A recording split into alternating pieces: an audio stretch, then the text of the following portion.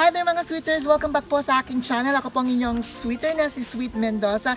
And join me today's vlog as we celebrate 4 celebrations po ng birthdays ng aking Ate Ann, of course, ng aking mga pamangkin na sina Christian J, si Glenn, and of course, si Irene. Ayan. So, sana po samahan niyo po ako sa pag-celebrate ng kanilang mga birthdays in one big celebration daw. But before we start our vlog today, shoutout muna sa ating mga sweeters dyan na sina France Music, OG Prince, Regine Acedera, Jeffrey J, and sa ating mga sweeters from Cebu City. Hello and thank you so much po sa suporta. To Nico Orcada and to Angelo and Fat Andico. Thank you so much po. Ayan. Sana po samahan niyo po ako sa aking vlog at bigyan niyo po ako ng oras at ayan po, makikipag-celebrate po tayo sa ating mga celebrators today. Ayan. So, join me mga sweeters at ipapakita ko sa inyo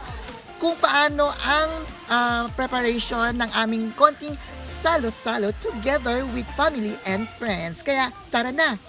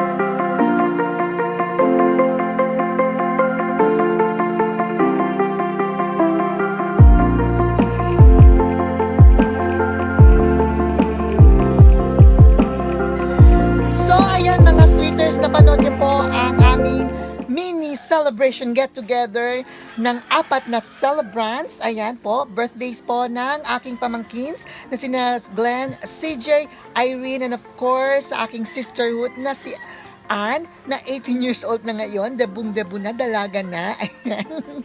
Kaya sa inyong 4,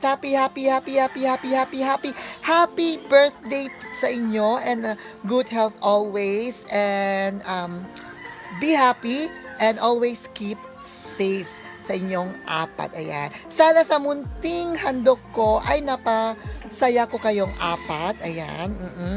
Kahit naka-quarantine tayo, sige lang, celebrate lang tayo kahit papaano. Okay? At kung bago po kayo sa aking channel at kung gusto niyo ng mga bagong updated na videos na i-upload ko, all you have to do mga sweeters is to subscribe.